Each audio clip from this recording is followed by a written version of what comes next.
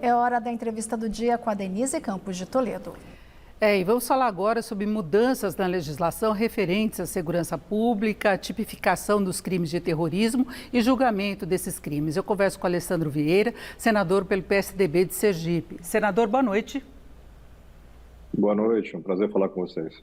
Senador, o senhor apresentou um projeto de lei, uma proposta de emenda constitucional, uma PEC, para incluir a motivação política nos crimes de terrorismo e instituir a competência do STF para julgar ações desse tipo, não é? Eu queria saber como é que o senhor vê essas possíveis mudanças, de que forma elas trariam mais implicações para os envolvidos nos atos do dia 8. Bom, o primeiro ponto a registrar é que mudanças na seara penal não retroagem para prejudicar. Então, os fatos que já aconteceram vão ser resolvidos com a legislação da época. A lei antiterror do Brasil tem uma omissão grave, por conta de vetos que foram feitos à época pela presidente Dilma Rousseff. Ela não tem a caracterização da motivação política para ato terrorista, que é a maior causa de terrorismo no mundo e que consta na legislação pelo mundo afora. A gente tem que suprir essa lacuna. Hoje, o que a gente assiste muito e vem escutando, inclusive em despachos do ministro Alexandre de Moraes, é uma tentativa de fazer interpretação extensiva na seara penal, ou seja, dizer que esses atos, que são atos antidemocráticos, de golpe de Estado, de tentativa de tomada violenta do poder, isso tudo está na lei, também seriam atos de terrorismo, por uma interpretação extensiva. Não cabe interpretação extensiva em direito penal. Da mesma forma, a gente tem que definir a atribuição para julgamento. Porque essas figuras que praticaram esses crimes todos não são figuras que têm prerrogativa de foro. Então, quem é que julga isso tudo? O Brasil vive já há algum tempo, cerca de 2, 3 anos pelo menos, um estado de exceção, sob o ponto de vista processual, que vem sendo continuamente justificado por conta de atos antidemocráticos, risco à estabilidade democrática do país, mas é preciso que o Congresso deixe de ser omisso e comece a legislar para regular isso e garantir que a gente tenha um sistema processual que funcione.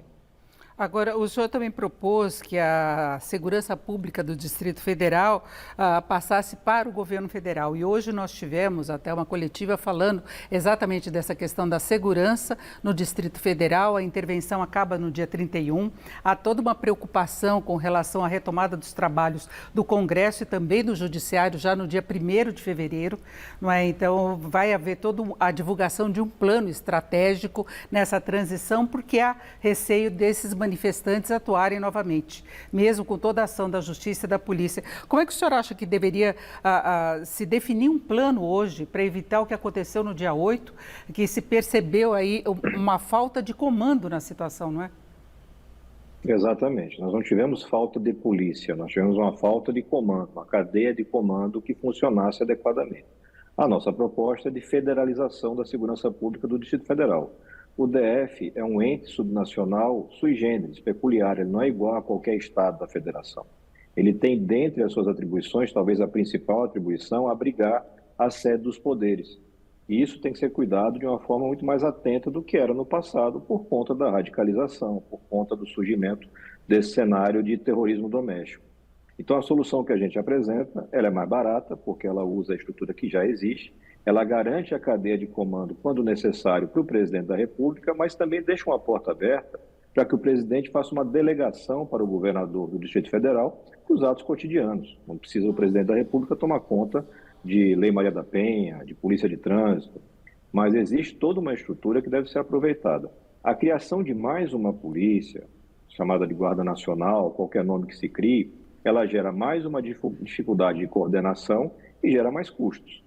Isso tudo tem que ser pesado na balança e, cada vez mais, o governo tem que ouvir os especialistas, dialogar mais abertamente com a sociedade e com o Congresso para construir soluções. O que não pode se repetir é eu ter uma dificuldade de comando de tal sorte que eu tenha atos violentos com aquela gravidade que a gente teve no 8 de janeiro em Brasília.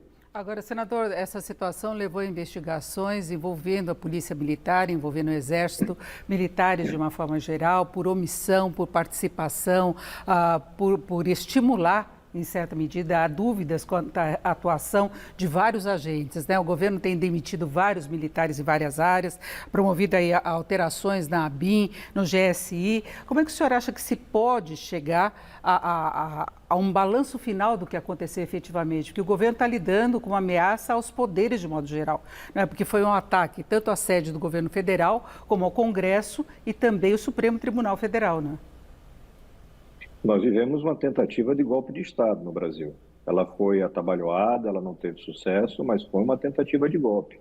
Foi uma tentativa de tomada violenta do poder por pessoas insatisfeitas com o resultado da eleição. Essas pessoas foram estruturadas, organizadas e foram motivadas. Cada fase dessa tem que ser responsabilizada, tem que ser identificada dentro de um processo com garantia de defesa, contraditório, mas tem que ser identificado. Nós não podemos mais tolerar, mesmo agentes políticos que têm imunidade parlamentar, que façam uso da imunidade para atacar a democracia, para defender a prática de crimes. E é muito importante que as pessoas entendam que pedir intervenção das Forças Armadas no processo democrático brasileiro é crime. Só esse pedido já é crime. E nós toleramos por tempo demais a prática de crime na porta dos quartéis. O resultado foi aquele que a gente viu. Então, agora tem que ter um processo público muito transparente, por isso eu sou um defensor da Comissão Parlamentar de Inquérito, para que as pessoas possam entender essa realidade, a gravidade dos fatos, das penas, a necessidade de responsabilizar cada um que participou desse processo todo, mas principalmente aqueles que tentavam e por muito tempo tiveram benefício político com a radicalização. A radicalização prejudica a sociedade brasileira de uma forma terrível e ela tem que ser combatida com firmeza, mas sempre dentro da lei. Agora, o senhor defende a CPI, que já conseguiu até as assinaturas necessárias, mas nós vamos ter uma renovação do Congresso, né, a partir do dia 1º, e tem uma disputa pela presidência do Senado, né, o Rodrigo Pacheco vai disputar com o Rogério Marinho, que seria mais favorável ao governo, e ele tem colocado na campanha dele a necessidade de se limitar a ações do STF. Né, aquele posicionamento muito parecido com o de apoiadores do ex-presidente Bolsonaro. Como é que o senhor acha que ficaria a atuação do Congresso nessas condições? O senhor tem um posicionamento em relação às eleições? Não, eu tenho ouvido as propostas e conheço os dois candidatos, o Rogério Marinho, que assume agora o Senado, e o Rodrigo Pacheco, que já vai para o quinto ano de mandato. Sei dos defeitos das condutas. E eu acho que a gente vai ter que fazer uma escolha dentro do Congresso. Mas o mais importante é entender que cada poder tem um papel. Se o Congresso se omite, é natural que o Judiciário ocupe o espaço.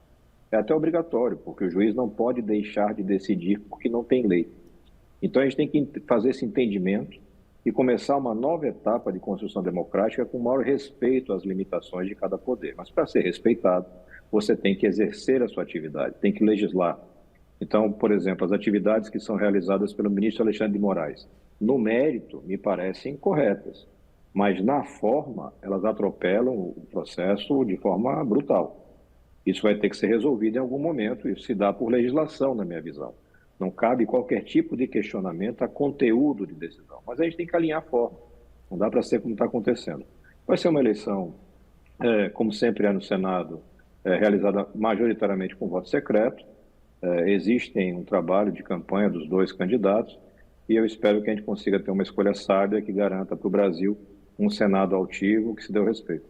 Agora, senador, nós temos várias investigações, além dos atos do dia 8, dos estímulos a fake news, o próprio resultado da CPI da pandemia, que o senhor teve uma participação ativa, e agora a situação dos Yanomamis, chegando essas investigações muito próximas do ex-presidente Bolsonaro e integrantes do ministério dele. O senhor acha que isso tudo deve ser encaminhado? Como é que o senhor vê a atuação do governo anterior frente a tudo isso?